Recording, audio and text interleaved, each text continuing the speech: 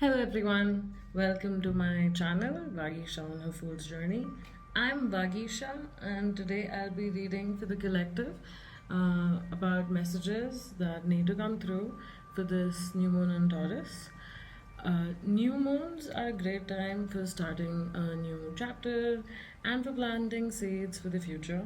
Now, you can consider this reading this chapter to be a 28-day lunar cycle, or you can consider it a 6-month cycle from this new moon in Taurus to the full moon in Taurus, which is on the 5th of November on 2025.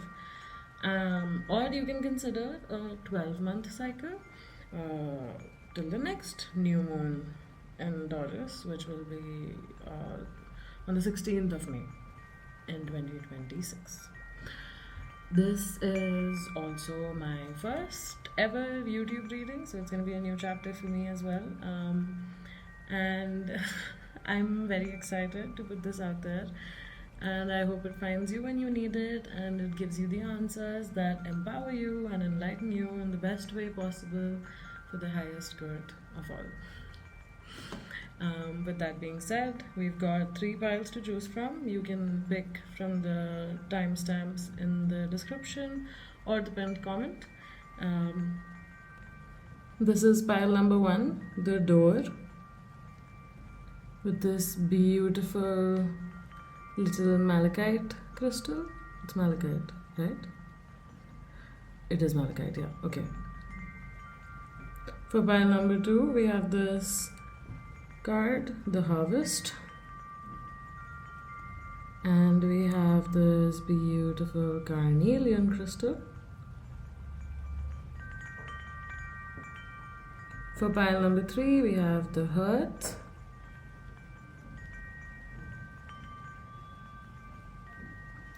and this sodalite crystal. Sodalite.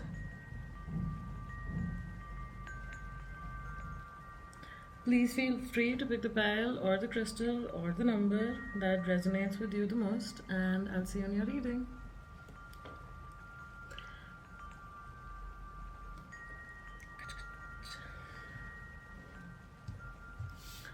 So, if you're still here and if you haven't jumped to your reading, then I have a few extra messages for you that came through as I was preparing for the reading, and I wasn't sure if they were like messages for pile 1 or pile 2, so I thought I'll add them as like a tail end to the introduction. And if you're here and if these messages resonate, and if you see them, then consider them an extra layer of confirmation from the universe.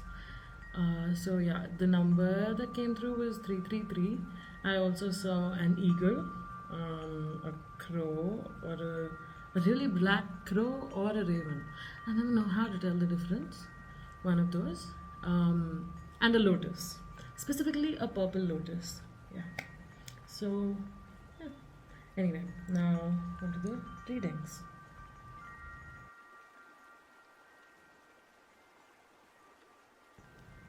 Hi pile number 1, welcome to your reading. If you chose the door card, then this is going to be a reading regarding messages from your higher self, your guides, the universe, regarding anything you need to know for this new chapter that you're beginning on the 27th of May with the new moon in Taurus. Yeah.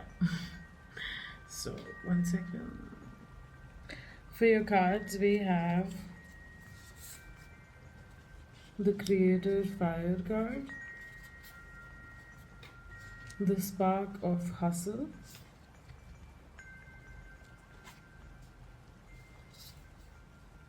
Creator Alchemy, and Ambush Fear with Your Ferocious Dream. And for your tarot cards, we have the Son of Pentacles, the 8 of Pentacles, and I saw 111 on the reading recording timer. Yeah. The 5 of Wands, and the Two of Cups. So, immediately I'm seeing that you're definitely starting something creative. There is definitely, like, there's two creator cards from the Sacred Creators deck, the Creative Fire card, the Creative Alchemy card. Very powerful creative energies, and it's really talking about, like, going for it, like,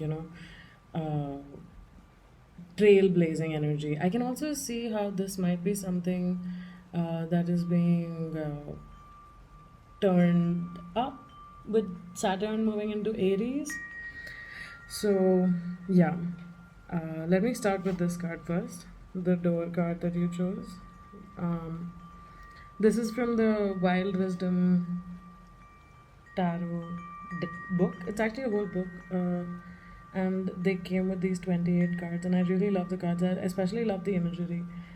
So I'm seeing butterflies, I'm seeing white roses. There's obviously a key. Now these might be signs for you, but mostly what the message of this card is to open your heart. Like this key, this door, this gate, it's in your heart. It's the door to your heart, to your inner self. Now, you must always remember that you hold the key, right? Let me move this, sorry. Okay. You must always remember that you're the one who holds the key. Whether you want to let someone in or let something out, that is completely your choice. But you also have to make that choice mindfully. You can't keep that door shut and not let anything in. You also cannot keep it wide open so everything comes in and everything goes out. There is this need to be mindful of the things, the people that you're letting in to your heart space, because the heart is also where, like, the first spark of any idea comes from. Like, when you think of something and you actually feel it in your heart, and you're like, oh, I want to do this, so there is definitely that energy. But before that, there is a need to declutter your heart space. There is a need to get rid of the things that no longer serve you, get rid of the people that no longer make you feel good, because and I was talking about this with a friend recently, that it's very commonly known that you are a reflection of the 5 people who are closest to you. And I was just thinking about it. I was like, if those 5 people around you are not changing, either they're not changing by choice, or you are not changing them. If they are not changing, then you are also not changing, because if they stay the same, then you stay the same. And if you want to, and I know it's hard to make friends as we grow older. I get that we feel insecure and we feel introverted and we feel shy, but and I know it's hard to be alone as well, and I know for a lot of us that ends up being the reason why we hold on to people who are not good for us, is because at least there's someone. And I'm not judging anybody here, okay? Like, I completely get it. But I think there's also something to be said about giving yourself that chance to explore your own company. You don't have to get rid of your friends yet, but you can. I mean, here I'm talking as if all of you need to get rid of your friends, but whoever, feels like there's some people in their life that are not great, then you don't really immediately have to push them out. Maybe you could start with limiting time, pulling back a little bit, focusing on your things, because the Son of Pentacles also talks about uh, kind of keeping your head down, focusing on your things. Uh, and I think, like, okay, with this Two of Cups here, if you're looking for love and if your romantic relationship is the thing that is cluttering your heart, then, going through this whole process of creating that thing that you want to create, following that spark, really believing in your ability to be a creator and an alchemist. All of this entire journey will take you to the Two of Cups energy. Finding someone who gives you with a full cup, just like you give them with a full cup. Sorry, I was burping. And okay, sorry, I'm like lost. I'm like all over the place. Let me start from the card one by one. I don't know. Okay, so the Creator Fire card. It's definitely the message. Like I was talking about before, that there's something that's trying to come out of you, and I had this visual in my head of like you turning the key to open this door, and then something like just like comes at you, like this big thing of almost an explosion, but not the kind that burns you, that just overwhelms your senses, like a good kind of overwhelm. And again with this card also, like this fiery energy is there. You guys might have fire sign placements, that is Leo, Aries, Sagittarius. There's also with this card, do you see that elephant? I immediately thought of Ganesh Bhagwan, and he is said to be like, his devotees pray to him, and anybody can pray to him. You can ask him to help you. He is great at removing obstacles. He helps you with that, and he's very benevolent, and he also gives lovingly. So if you feel the call to do that, you may. And yeah, with the Creator Alchemy card as well, this is giving me the Magician energy. So it's like, you have all the tools, all the elements in your hands. It's literally just about doing the thing, just about taking that one step. And actually, okay, yeah, I should share this as well. There's a little bit of a personal thing for me, and I did not think it wasn't when I was thinking about the reading, so I didn't think it was related to this reading I'm recording, but I felt called to share it when I saw this card.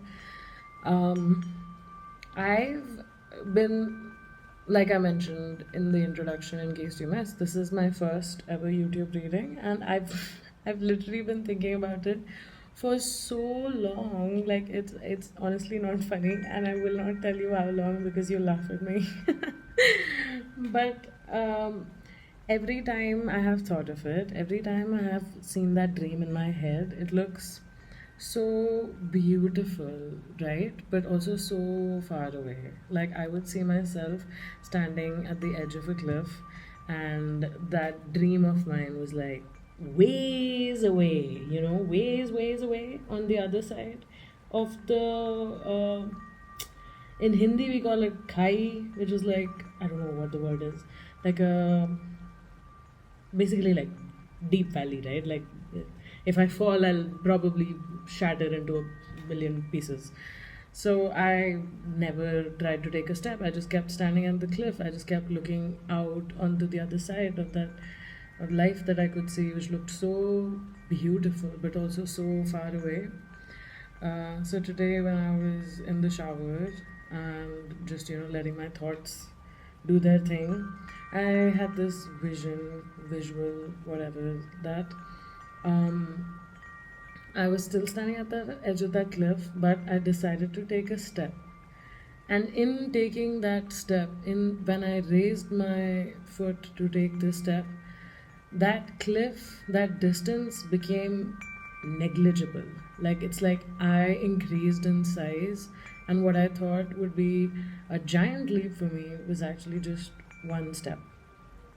So I don't know if any of you needed to hear that, but a lot of times that distance is perceived. A lot of times, all you really need to do is just take that one step. And even if the distance is far, and even if practicality and the world and society will tell you that, oh, it's not possible, remember that it is possible for the divine. It is possible for the divinity in you to do that, to make that leap, Your human perception or your human understanding of things will not let you even fathom that it is possible. But still, be the Lulu, man. Just believe that it will happen. And you make it happen. You will make it happen, and the universe will support you. The divine will support you. They will close that distance for you. They will bring that reality closer. You just take the first step, and they will take 1,000 steps towards you. Yes. Also, this Eight of Pentacles is another card that talks about just doing the work diligently, like slow but steady. And it's very interesting with the spider and the web imagery. I remember I was thinking about this when I'd gone for a nature walk, just exploring plants and critters around. And I was thinking about it, I was like, the spider makes the web every day, and they put so much effort into it. Like, it's such a beautiful thing. And sometimes it gets broken, sometimes it gets washed away, sometimes it gets blown away, but the spider will still show up every day to do the thing that it was born to do, despite what happens to it afterwards. The point of making that web, the creation process is it. The spider is of course it's creating the web so it can trap. Of course there is there is the whole needing to survive in the world thing, but what I'm trying to say is that sometimes you just have to create for the sake of creating and not think about how it is perceived. That's not your business. You cannot control that. There are literally 8 billion people on this world, on this planet, with 8 billion different perspectives. It is not possible for you to control all of that. Okay? So just give up. Just don't give up. Just give up thinking about that. Just do what you need to do for you. Because you want to. Because you're meant to. Because you were born to.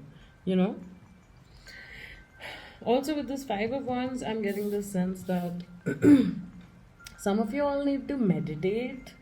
There's too many ideas. You've got too many ideas. You've got too many ways you want to execute them. You've got too many things you want to do, and that's fine.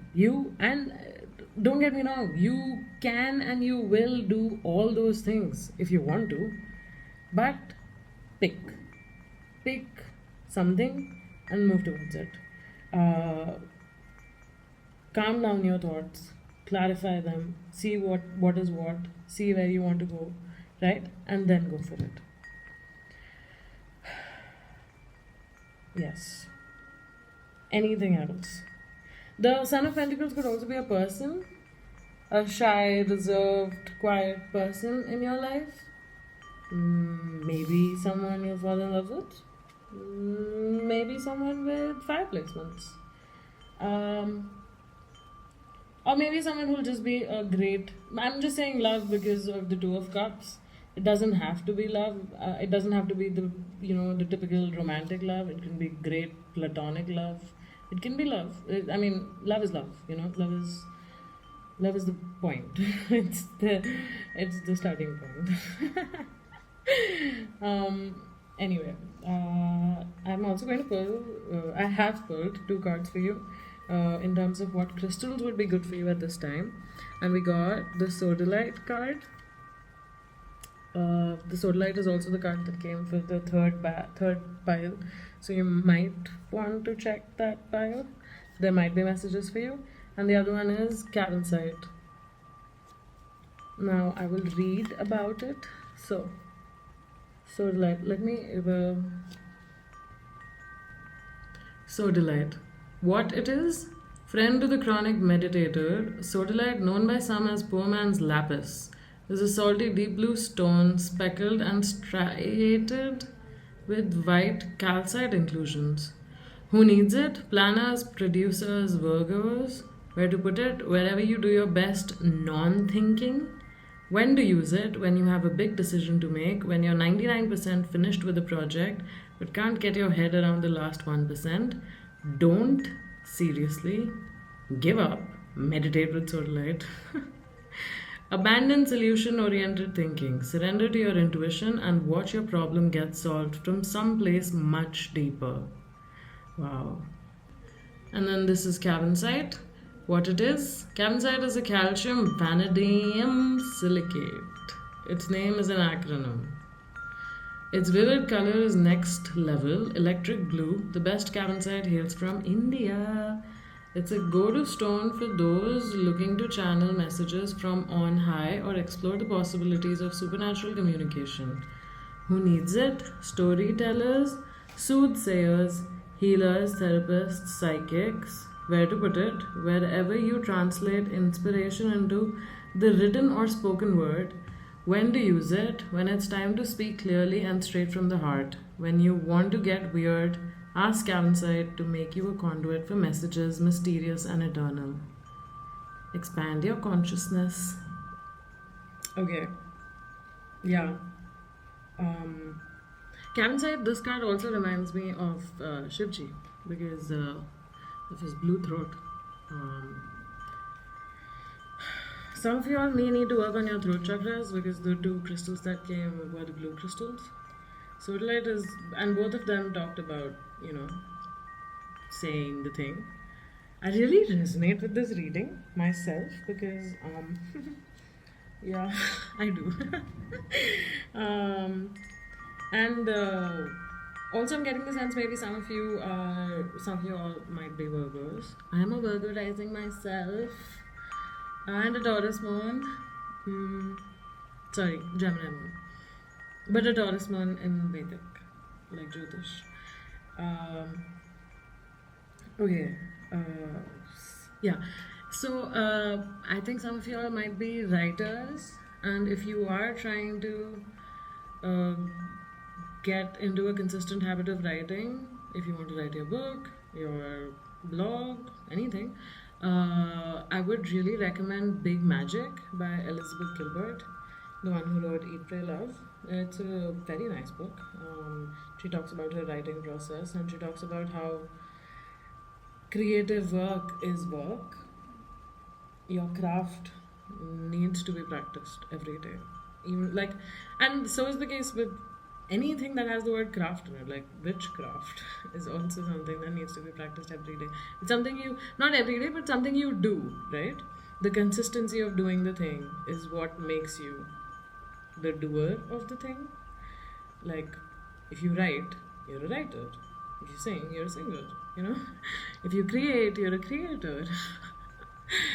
But you have to be doing the thing. And another message that I had thought about earlier when I pulled this card, the fear card, ambush fear with your ferocious dream.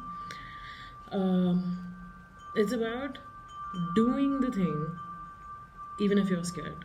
Just do it. Do it scared, do it tired, do it embarrassed, do it happy, do it sad. Just do it.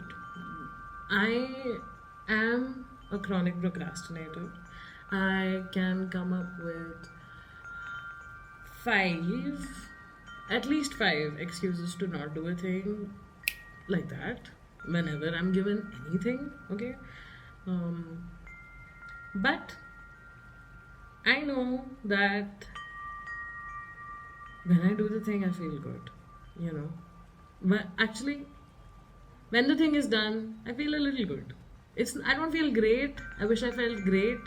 But I have ADHD. The dopamine doesn't always dopamine, so I don't feel great. But I feel better. And I have realized that the more I do the thing, the easier it becomes to do the thing. Discipline, like meditation, like singing, like dancing, like painting, is also something that needs to be practiced. It's also something that needs work. It's also something that needs your consistent effort. And it does get easier. You do get better at discipline. You do get better at singing. You do get better at dancing. You just have to show up every day. That's it. And you just have to remember who it is you're showing up for or what it is you're showing up for. And that usually makes it easy. So, yeah, I think these are the messages for you, pal number one. Last but definitely not the least, I have one Kalima card that I would like to pull for you, and I will be reading about it from the guidebook. So let's see. Now, what messages do you have for pal number one? Is there any message that you would like to give pal number one?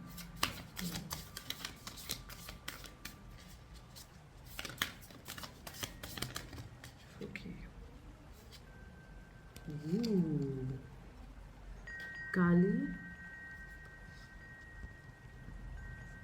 Kali Kalmasa Nashini. This is seriously a very beautiful card. I honestly love this deck.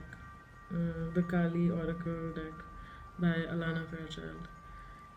The imagery is very powerful. It's just beautiful. This is giving like serious warrior princess vibes, but nurturing warrior princess. You know, like a mother who's a warrior princess, or someone who's like who's got something to protect. I don't know if that makes sense.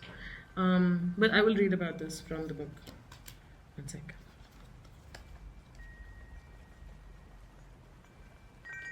Okay. Kali Kalmasa Nashini. She devours darkness with her endless hunger for light, peace, and redemption. She reaches the deepest places, the darkest spaces, relentless in her pursuit of the lost and despairing. No soul shall ever be forgotten, abandoned, or betrayed by her.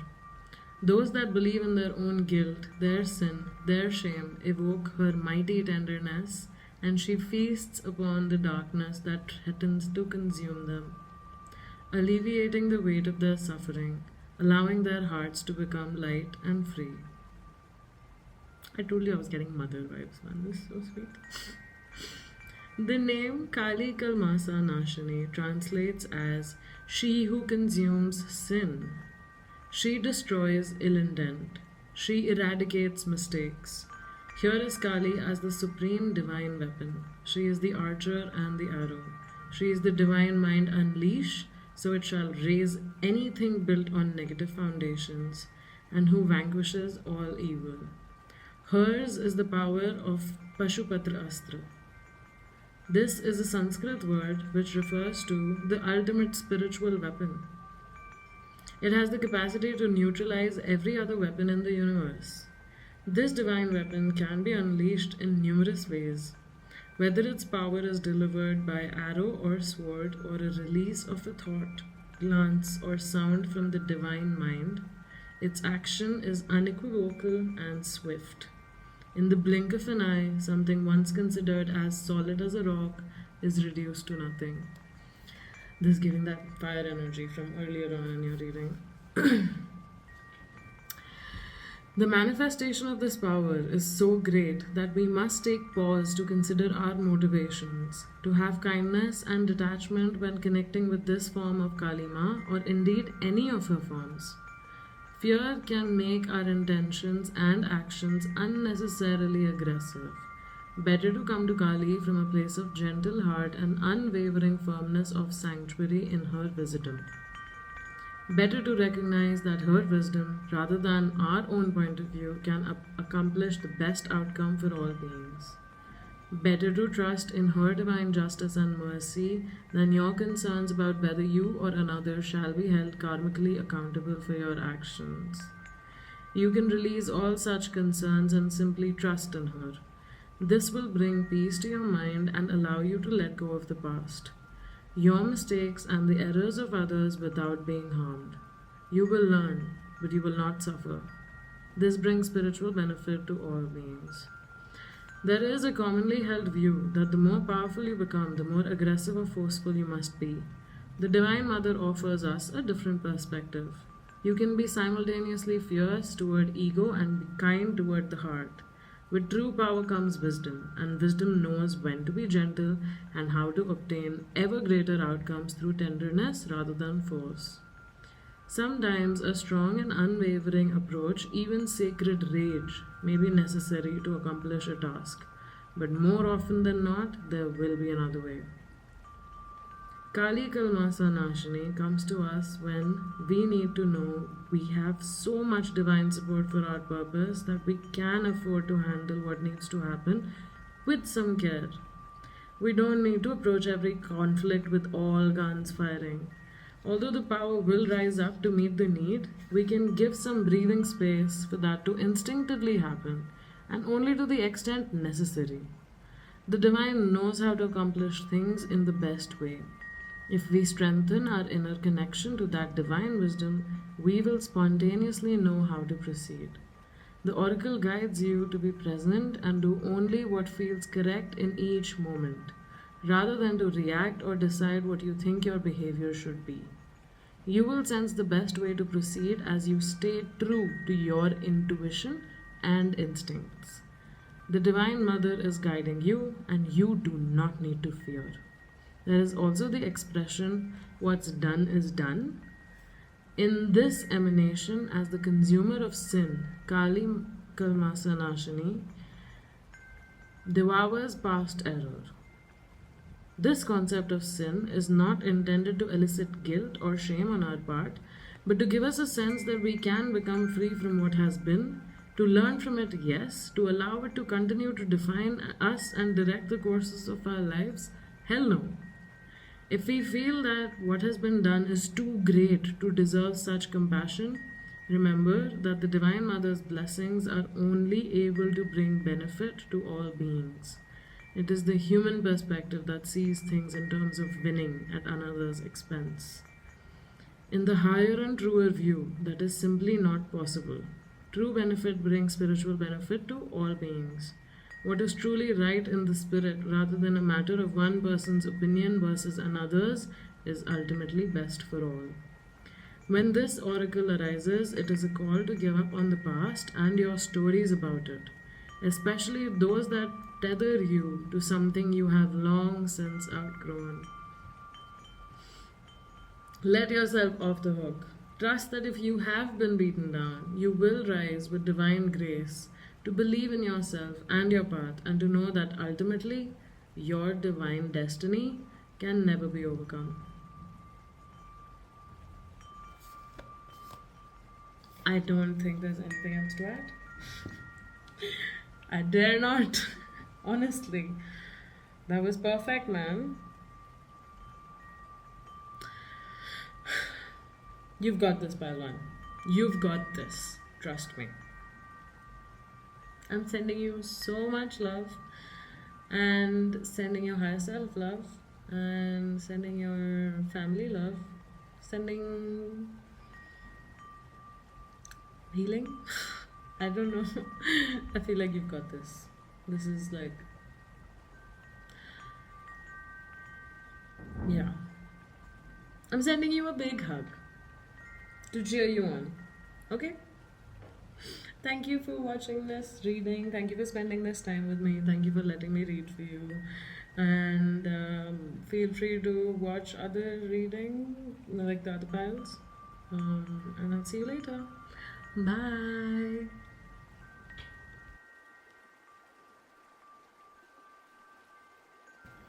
Hi, pile number 2. Welcome to your reading.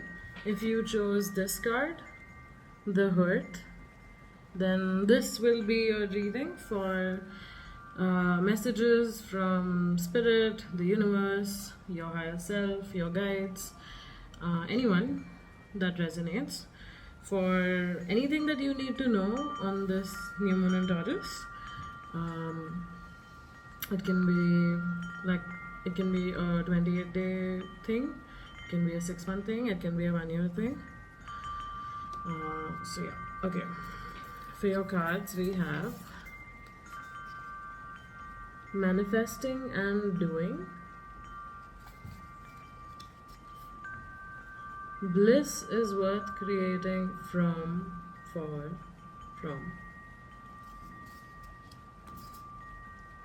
your past supports your future, one step ahead is all you need. Okay. And for your tarot cards, we have the Nine of Swords, the Star card,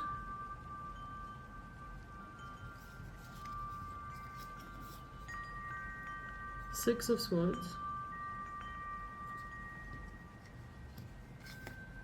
and the Mother of Swords.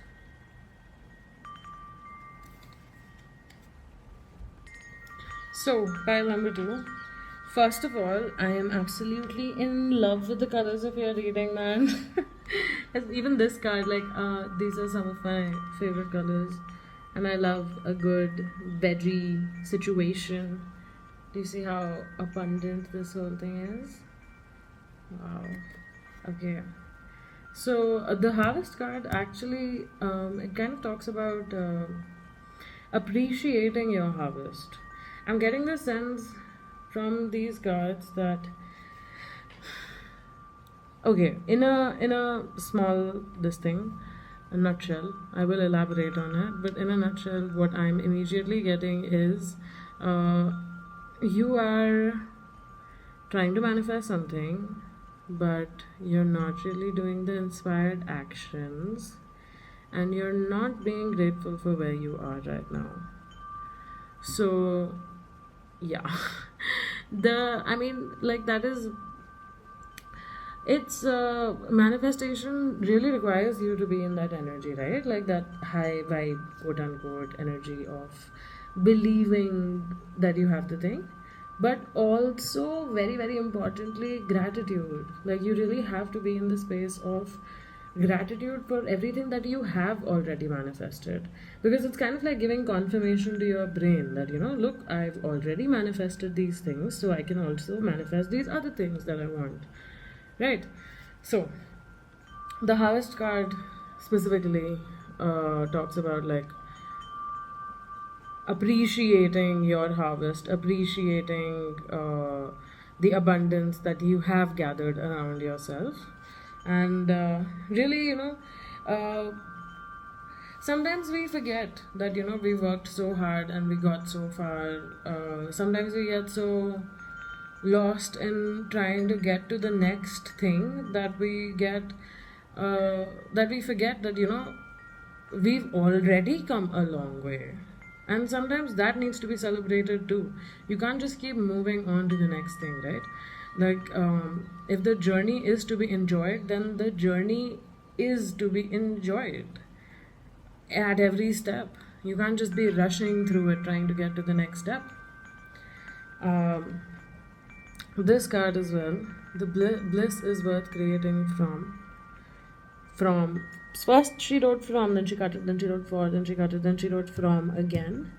And what this card talks about is, although, like, I'm talking about the journey, the end goal is bliss, yes, but the quickest way to get to it is to tap into the pre-existing bliss, or the bliss that you've already created. Like, that bliss will take you to the next bliss, will take you to the next bliss. So when you're thinking about doing something, when you're thinking about creating something, You have to create it from your heart. You have to create it from a place of bliss. Only then you'll be attracting more bliss. Like attracts like. If you're in the energy of gratitude, you'll attract more things to be grateful for.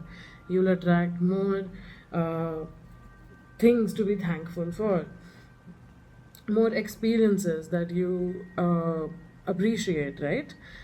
Because like attracts like. If you're sad, if you're impatient, if you're desperate, then you're attracting more feelings of desperation, of impatience, of sadness. So, that. Yes. And also, your past supports your future. It is a lot of times when we are trying to go to the next thing, like do the next step, we okay, no, wait, not that we're trying to get to the next step, but if we are trying to do something new or something different because we didn't like what we had before, then it's sometimes it becomes so that you don't appreciate the pain of your past. Which, okay, fine, pain is hard to appreciate, but that pain got you to where you are now. That sadness, that embarrassment I just got, that humiliation or whatever, any painful thing from your past, I have all of them. But like if those, maybe I would still be this person, but I don't know that for sure. What I do know for sure is I like the person I am now. So whatever happened for the best. And also whatever you do today will build your future, right? So like this card, one step ahead is all you need. It really is about that next thing, and then the next thing, and then the next thing, and then it kind of just builds from there, right? So yeah, now for your tarot cards, with this Nine of Swords, I'm getting the sense that this thing that you're trying to manifest, I mean, I'm kind of seeing it as a clarifier for this, that this, like, that dream or that whatever life that you're trying to manifest seems very far away to you, and it's feeling like, it's like, I think that it's making you feel a little anxious at night. You're trying to think of real world steps between where you are now and where you're trying to be, and covering that distance is feeling like it would be a really hard thing, and that's making you feel scared, that's making you stay up at night trying to strategize. And that doesn't, I mean, okay, the ego thinks it helps, the soul knows it doesn't. And kind of like, if I was to see this as the place where you are, and then this and what this would do. So like when you do that consistent thing every day, when you do like a little bit, I think there's also the message that there is a daily practice that you might have been neglecting, and maybe it's time for you to pick that up again, because that really made you feel kind of steady or balanced a little bit, whatever that thing was. Or maybe you don't have that thing, so find that thing. If you don't have, you can start any small thing, because the other thing about, like, for example, if you have a dream that you want to be an author, okay, you want to be a writer, the thing is, just the act of writing makes you a writer. So just by doing a little bit of every day, you are already that thing, the person that you want to be. So manifestations, they kind of work like that. Like when they say that live your life like you've already got that thing, it literally means take inspired actions in support of that reality, in support of that uh, timeline, like what would Vagisha, what would, or what would whoever, friend and stranger on the internet, what would you, of ideal version, living that ideal life, what would you do? Because that really is it. And yeah, I remember thinking about this earlier. Like a lot of times when we think about, oh, I want that body, I want to look as skinny or fit, or I want to be as strong or as healthy as that person. The thing is, if you were by some miracle to wake up with that body tomorrow, are you living the life that would be able to maintain it?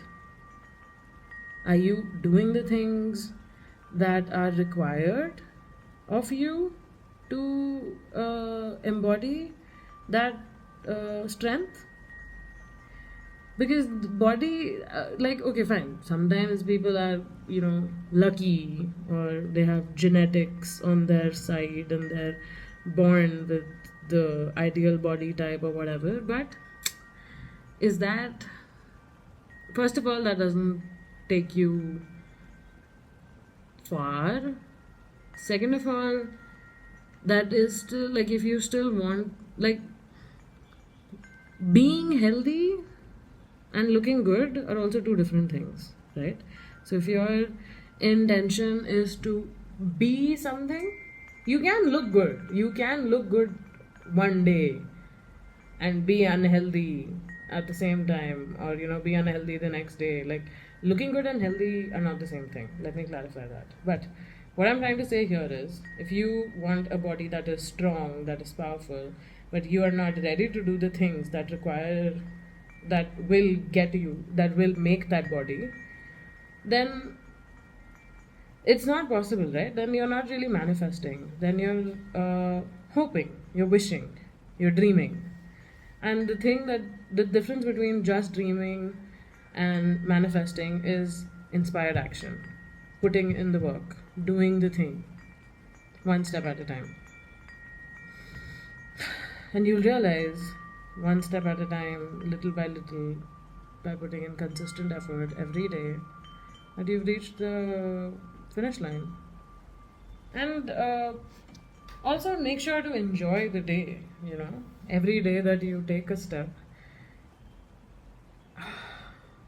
every day that you get to write, enjoy that experience. Because you're not, like, okay, is your goal to write a book, or is your goal to be an author? If your goal is to be an author, then every moment of being an author is an achievement of that goal.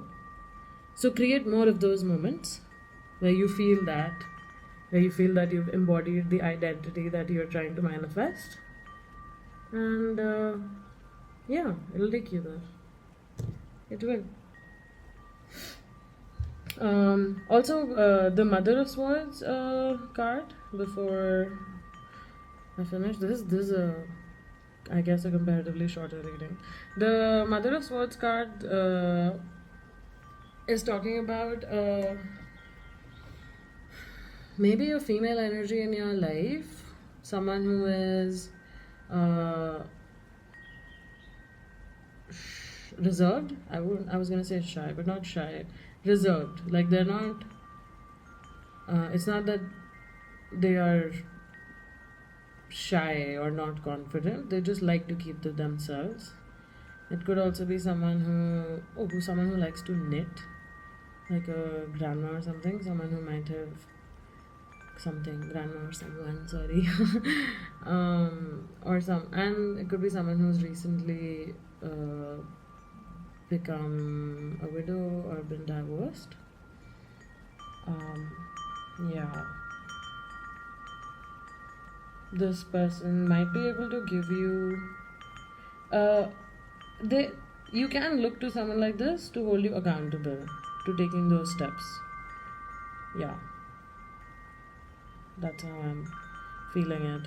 I'm also saying maybe you guys will go somewhere on a trip, maybe with friends, even a small trip over the weekend. Just something to Enjoy the moment.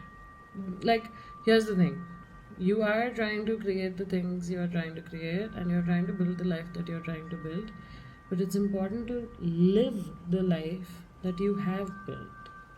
If you only keep thinking about and trying to move towards the future, then you're not really living in the present, right? Live in the present, my dear pile 2. You've got a lot of things that are going well, and you should be grateful for them. I would recommend starting a gratitude journal also. There's God knows how many of them online.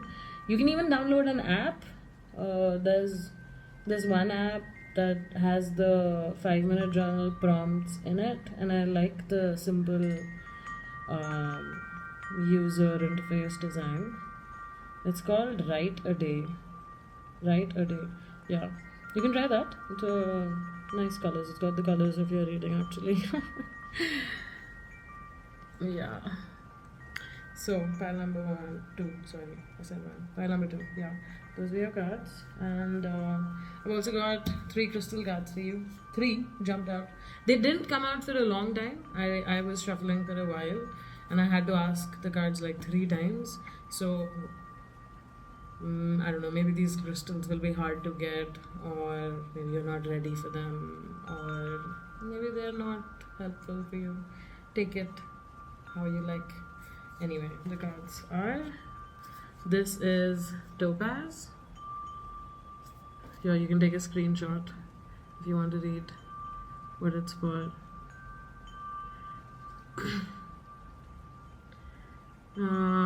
Topaz is the world's hardest silicon-based material. Its name alludes to the Sanskrit word for fire.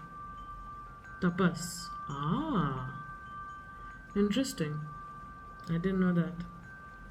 In the Middle Ages, it was believed to cure crazy.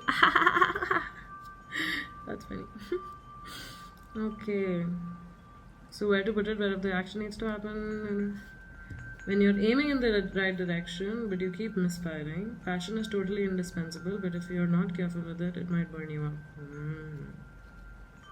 Call on Topaz to transform wild obsessions into laser-like focus and burning desires into getting things done. Yeah. Tapas. Topaz. Okay. The next one is Epidote. Epidote. This pukish green color. Sorry, I don't call it pukish. It's nice. Just slightly weird. Epidote. Here, you can take a screenshot. It says Epidote is a prismatic earthy green aluminum silicate mineral. It's the get what you give stone, making good vibes even better. But be warned, if you bring Epidote into your world, be ready to bring it. If you're set on wallowing out, keep Epidote at a safe distance. Okay, yeah, you guys are getting heavy crystals. Who needs it? Anyone putting in the work on their self? Where to put it? Stashed away with your existential to-do list. When to use it? When you're looking to kick a bad habit, a bad friend, or a bad mood. When you want to cast a spotlight on your weaknesses. So you can work on them. Upgrade your version of you. Nice. This is good crystal. You should try it out. Well, do. Tell me how it goes. And the last but not the least is this Sodalite.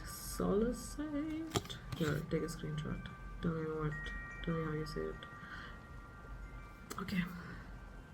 It's a super vibey, icy white stone that forms in needle-like bursts. Wow. Who needs it? Up all night worrying about the coming singularity types. Brave explorers of beautiful dreamscapes. Brave explorers. Where to put it? Under your pillow, before bed, wherever you want to establish an impenetrable chill zone. When to use it? When it's time to take your sleep hygiene to the next level. That is, put down the phone, pick up a book, a paper one, sip a chamomile tea, slather on the lavender oil, and wait for some rapid eye movement and those dreamy messages marked important by your subconscious. Dreams. Some important messages in your dreams are also going to come. I'll do. think about it, okay? And also remember, if you're trying to, dream symbology is not that hard to figure out. Yes, you can look it up. Yes, you can Google a lot of things. But the thing that you need to remember the most is it's your dream. So if you think about it hard enough, whatever those symbols mean to you, that's what your subconscious is trying to say. You know, doesn't matter what Google says, does not matter what ChatGPT says.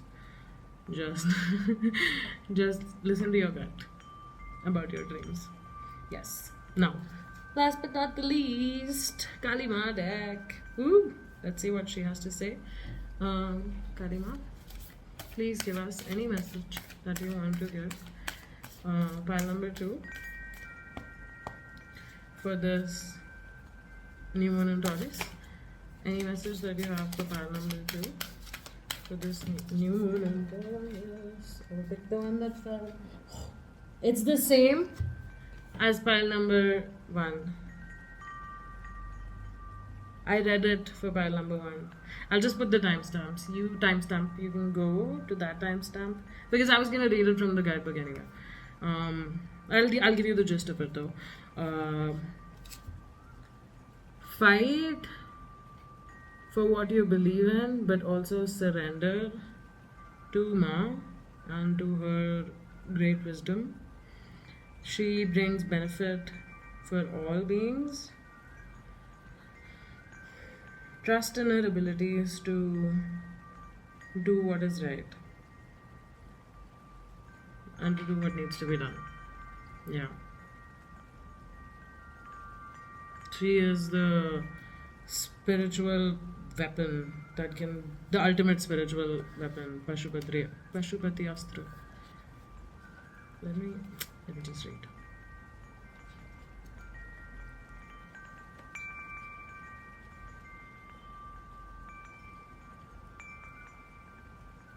Or I'll read the first part so you can see what, like the top blurb. Okay. She devours darkness with her endless hunger for light, peace, and redemption. She reaches the deepest places, the darkest spaces, relentless in her pursuit of the lost and despairing. No soul shall ever be forgotten, abandoned, or betrayed by her.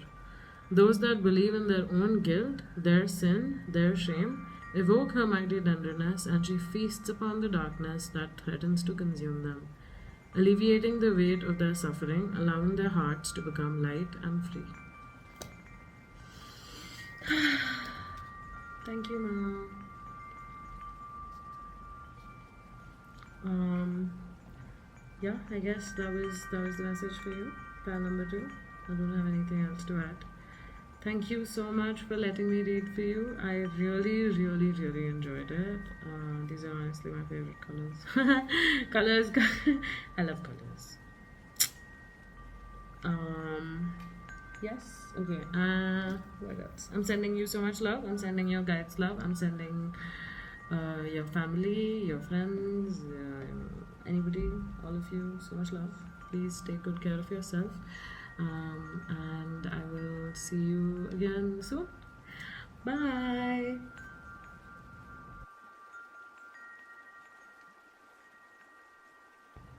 Hi, pile number 3. Welcome to your reading. If you chose this card, the Hearth or the Sodalite crystal, then this is going to be your reading.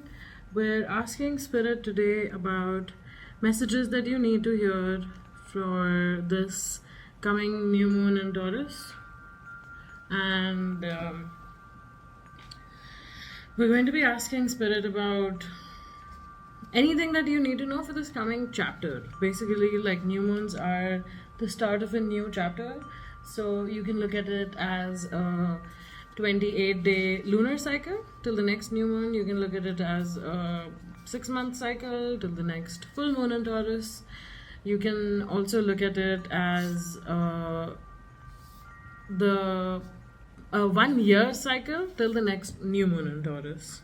So it's totally up to you how you choose to do that. And I will get started with your oracle cards first. Okay. So for you we have manifesting and doing. This card actually came up for pile number 2 as well, and I love this yellow. I really love this yellow, and this card really talks about being in that energy of manifestation, but also doing the inspired action part, right? So yeah, manifesting and doing. The next card is bliss is worth creating from, for, from. And this card also came up for pile number 2. A lot of you have probably seen pile number 2 or are feeling called to it as well. I will say check it out if you want to. And the next card is this card, sorry. This bliss is worth creating from, for, and from. This card talks about how it's giving the idea of doing like a consistent practice, and also the end goal of your manifestation or creation journey is bliss, but also the thing that will get you there the fastest is bliss. So, oh, 1 second, I'm just getting a call. Okay, so where was I? Yeah, creating from a place of bliss, like thinking, resonating into that, tapping into that energy of gratitude, of your heart's desires, and then creating from that on a consistent basis is going to get you closer to your end goal faster. Then we have card number 34, Your Soul Shines. I love this card. Something about your crown chakra opening up, something about getting messages from higher up, something about getting in the way of those messages as well. Then we have You Are Magic. This is card number 1, and instantly I'm thinking about mudras. If any of you are familiar with mudras or are interested in learning about them, I would encourage that you do. They are quite powerful and very not misunderstood, less understood, I guess. Even in the Indian culture, in my society, a lot of people only associate mudras with dances or classical dances, or the basic like Gyan mudra when you're meditating. But there's so many more. I recently attended a very cool workshop on mudras, and they are very powerful. So if you're feeling called to work with mudras, I would highly recommend that you do pile number 3. Now for your tarot cards, we have the Devil. This is giving me the energy that, this is giving me the idea that some of you might be dealing with an addiction. It could be to a substance, it could be to materiality in general, it could be to a person, it could be to a situation. But some addiction is standing in your way of believing or doing the things of the manifestation. The kind of not exactly standing in your way, but because you're addicted to this thing, because you're pouring energy into this thing, you have less energy to pour into your passions. Yeah. Then we have the Six of Swords. This card also came up for pile number 2. So there's definitely some messages that are repeating here. With the Six of Swords, you guys also might be going somewhere for a trip or, for a weekend outing somewhere. Then we have the Eight of Pentacles.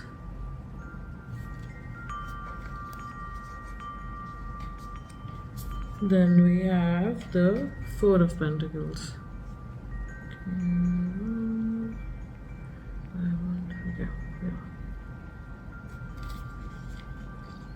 With the Eight of Pentacles, I'm getting the sense again that there is some consistent practice that needs to happen that is not happening. And with the Four of Pentacles, there is definitely material stability, financial stability that's coming. And it might have something to do with creating something with your hands. So these are your cards. Pile number 3.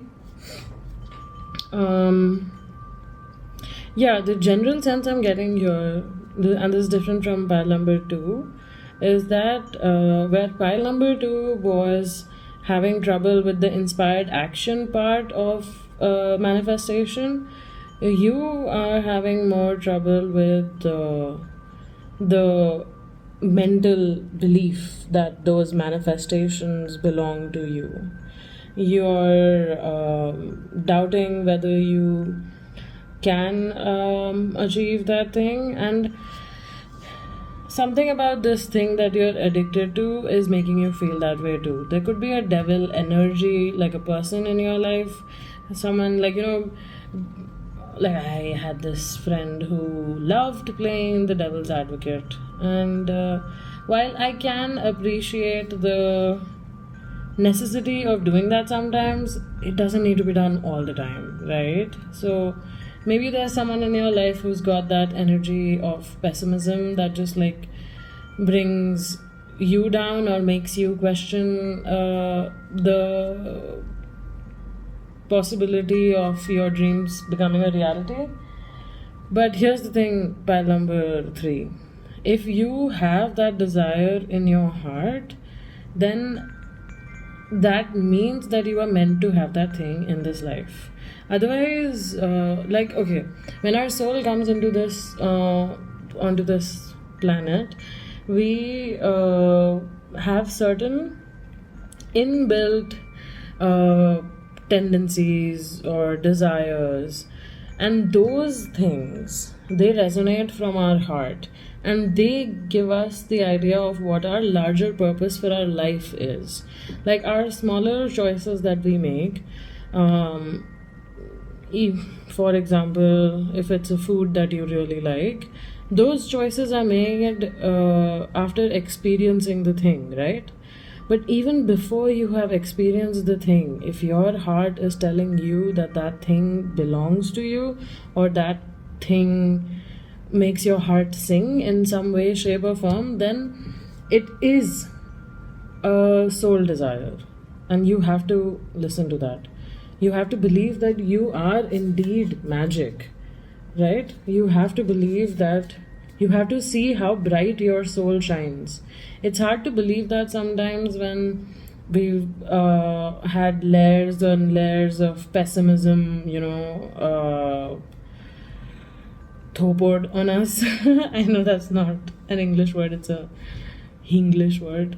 But when someone just, I don't know how to say it in English, but like when someone just keeps putting their expectations on you, or their perceptions, or their limitations, or their insecurities on you, then it does become hard sometimes to remember that we have a bright and powerful soul with its own light, with its own guiding light that will show us the way.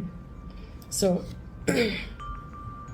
yeah, I do think there's some, I don't know, I'm getting the sense that there is some energy of pessimism that you should move away from.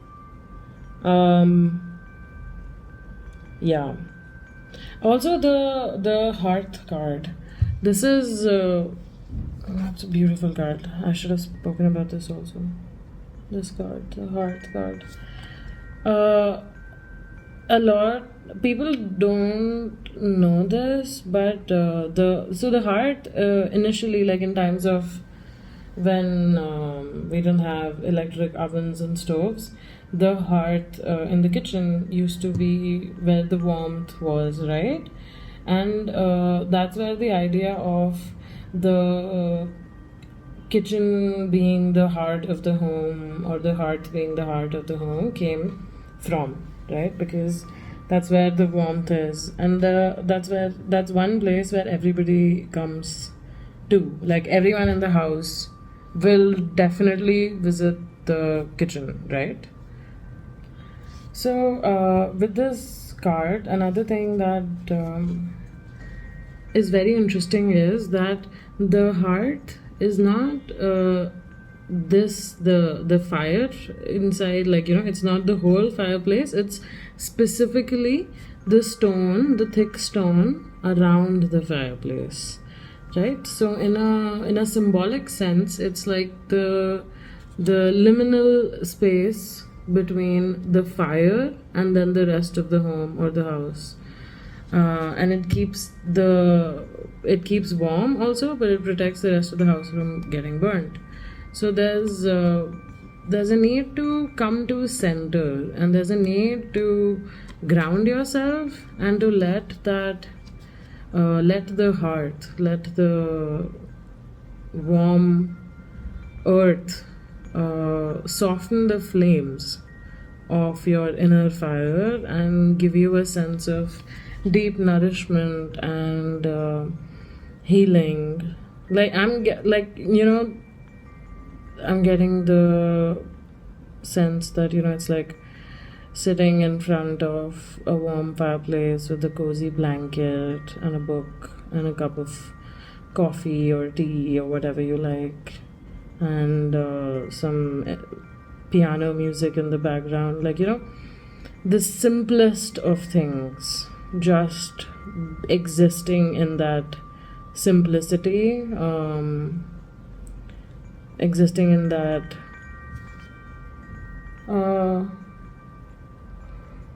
warmth. Yeah. Also, this image is also, it kind of looks like someone warming their hands on a fire, right? Yeah. And also the hearth is again linked to the heart chakra also. So yeah, something about the upper chakras, the higher chakras they call it, like from the heart it goes up. So the heart is kind of like the gate between the lower chakras and the higher chakras. The heart chakra, the lower chakras of Muladhara, Swadhisthana, Manipur, and then the higher chakras, which is the Vishuddhi, Agnya or Sahasrara chakra, your throat chakra, third eye, and crown chakra. So when you create that sense of like peace and calmness in your heart space, it's going to open up the channel to the higher realms. Like, okay, actually, yeah, you see the heart here? This right here, it looks like the third eye. I don't know if you can tell because the color is yellow. There's two eyes here, closed eyes, and then this is at the third eye, where the third eye should be. And then this card is for the crown chakra. So, and mudras can actually be used for chakra healing as well. I'm not exactly sure how or which ones, but feel free to do your research if you feel called to. I always say that the best sort of knowledge is gained through self-learning and testing things out for yourself, what works, what doesn't work, being aware of how those things are affecting you. So yeah, this is what I am seeing for you, pile number 3. Anything else that's trying to come through? Oh yeah, this stone that you guys picked, Sodalite, it is if I'm not wrong, it is one of the stones for the throat chakra. So yeah, you've got all 4 of your upper chakras in this reading, I would recommend doing something with them. You can also do guided meditations. They say eating foods of the different colors of different chakras helps. I don't know how that. I mean, I can see how that would work because again, everything is just vibration and colors are also vibrationally charged.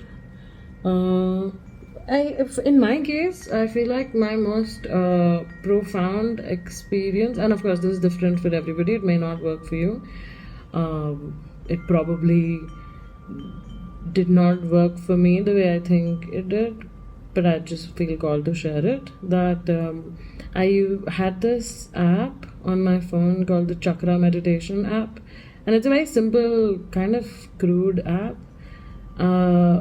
But it had a repeating loop of the chant, the chakra. So it's different. There's a letter. It's hum, wum, yum, rum. So like I think your crown chakra. No, third eye is om. So. It plays that sound on repeat, and it's very, very like for me, it reverberated inside the more I listened to it. And you just have to close your eyes and visualize the color as you let that chant wash over you. You can chant along if you like, but even just listening to it and just visualizing the color around you or inside you, whichever color you color associated with the chakra you pick. So if it's the throat chakra, you pick like a blue color. If it's the heart chakra, you pick a green color. Just imagine that color and listen to the chant, and it really helps.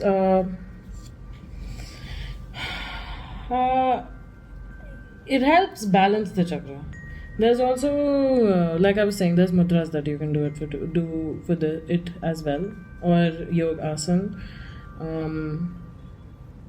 There's a lot of different methods. Whatever works for you, pile number 3. Just do something. Try it. I think it would really help. Yellow is also the color of the solar plexus chakra, which is the manifestation generator, like kind of the manifester of your system. They say that you feel it in your gut. It starts like that. So that's where your purest creatrix energy is seated. I think that's it. I don't know if I have any more messages for you. Pile number 3. Oh yeah, your crystals. Okay, pile number 3 for you. The crystal we have is turquoise. It's honestly one of my favorite crystals. I'm wearing a turquoise ring. So here, you can take a screenshot if you would like, if it will focus. Yes, sure, go ahead. So what is it? A brilliant blue-green turquoise has been rocked by humans longer than almost anything. From Lhasa to Marrakesh to Tucson, turquoise was and always will be both go-to protector and fashion statement. Who needs it? Anyone whose voice has gone AWOL. Throat chakra. Where to put it? Set in sterling silver rings, big old belt buckles and bolo ties on the podium, open mic night, and wherever else you need to speak up or speak out. When to use it? When you feel disconnected from the things that make you human, when you've got something to express, get it out with turquoise. And it says at the bottom, speak your truth. That was really, really good. I think, yeah, if you guys want to work with turquoise, I think that would help. If okay, also another thing about speaking your truth is not only does it help establish who you are and what your boundaries are. When you speak your truth, people know that okay, this is where the limit is for pile number 3. I cannot go beyond this limit. But also when you speak it out, you're practicing it, and more than the other person listening to it, you are listening to it. You start to believe it. The more you speak it, the more it sinks in to your reality as well. So yeah, try it. File number 3. I was gonna say file number 2. File number 3. And now we'll pull a card from the Kalima deck. Let's see what she's got to say to you. Kalima, please give us a message for file number 3. What do they need to hear? What is file number? I'll take this. Oh, okay. Trauma Nagma. It's a ferocious looking card, I know. Wow. And has she got, I think she's got raw meat in her hand too. That's metal. Sorry. Okay. I'm gonna read about the card from the guidebook. Just give me 1 second, please.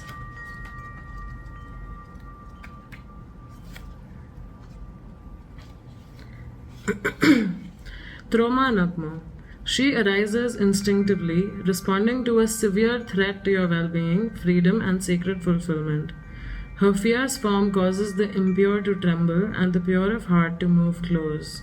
She is ferocious in her wrath against injustice, dispense with thoughts of vengeance, pray for mercy for all beings, especially those trapped in patterns of consciousness, harmful toward themselves and others.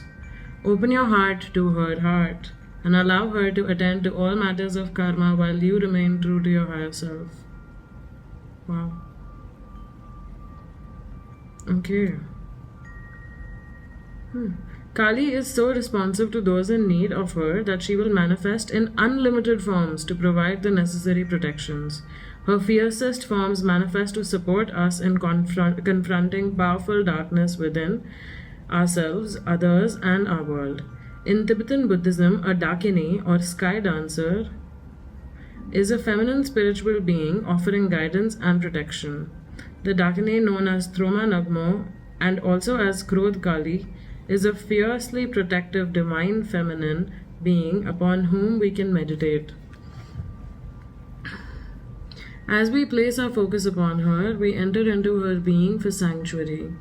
Her appearance is meant to be repelling for a spiritual purpose, not to keep us away from her. So allow any fear or aversion that arises as you contemplate her to rise and then fall away. This is how contemplation upon this sacred being becomes an act of spiritual cleansing and psychological release. As the aversion dissipates, our sanctuary with her is activated from a pure, trusting heart, deflecting unwanted negative energies and psychic contaminants. Troma Nagmo is our black, wrathful mother of tantric wisdom. As our mother, she is available to all hearts who seek her protection, teachings, and assistance. She is a fiercer form of the already fierce Vajra Yogini from the Tibetan spiritual tradition. As such, she takes spiritual protection to the highest level. She is associated with the Tibetan practice of Chod, which facilitates complete fearlessness, rapid spiritual growth, and the severing of attachment. The word Chod translates as cutting through. I don't know how to say that word. It's CHOD. Obviously, it's not an English word. There is a way to say it in Hindi, which I won't, because I'm sure it's not that. Troma Nagma's presence in a reading indicates that you will outgrow any issue, even those so persistent as to last for a very long time, or that appear to be beyond your capacity to overcome. This confronting powerful obstacle may be an attachment, stuck pattern, or unhealthy misuse of energy. It may be a set of circumstances you have created or that another has imposed upon you. It may relate to this or other lifetimes. Whatever the cause, her presence indicates it is time for it to end. As you move close to her presence in your heart, you will be able to cut through the mental and emotional clinging to a particular outcome or interpretation, so the situation unravels rapidly, allowing for swift progress on your soul path. If you have felt as though the way forward in any matter of concern has been barred, her spiritual intervention to clear it is imminent. No obstacle can withstand her will. No suffering can continue in her presence. Her ways are exceptional and expedient, precise and effective. Liberation and enlightened empowerment are always the results of her activity. An expanded capacity to accomplish your sacred work is indicated, and it shall bring far-reaching benefits for all. Give up your notions of how things should be and seek sanctuary in the wild, wrathful wisdom unfolding. It may seem to be a chaotic, bumpy ride at times, but there is a loving intelligence guiding the process, and you are safe. You may not understand her wisdom and method, but you can trust in what is happening, especially the things breaking apart or arising anew. Any pain you may be experiencing now is so much less than what would have taken root if certain circumstances were allowed to continue. When a boundary needs to be set, it is not a time to play nice, nor to pacify people or circumstances attempting to exploit your good nature. Trauma Nagmo shall not stand for such disrespect, and trying to keep the peace by cultivating behaviors that are not self-honoring will backfire. Authenticity with compassionate detachment is the only way forward now. Trust in her more than you trust in your doubts or fears. She has the power to bring about what needs to occur. Wow, pile number 3. That was a very good conclusion. That was not even a conclusion. That was perfect. Yeah, like I was saying before, there is something, the devil energy, there is someone in your energy field, and you need to practice compassionate detachment. I really liked that phrase. It is with compassion that you're detaching from the outcomes of someone else's choices. You are letting them do what they need to do in their journey by trying to hold on to something that you're not meant to hold on to. You are only prolonging the inevitable for yourself and for that person. So yeah, practice compassionate detachment. Only stick to what your authentic truth is. Yes, man, number 3. You've got this. Sending you so much love. Sending your guide so much love. Sending your loved ones so much love. And thank you for letting me read for you. And I hope I see you again soon. Bye!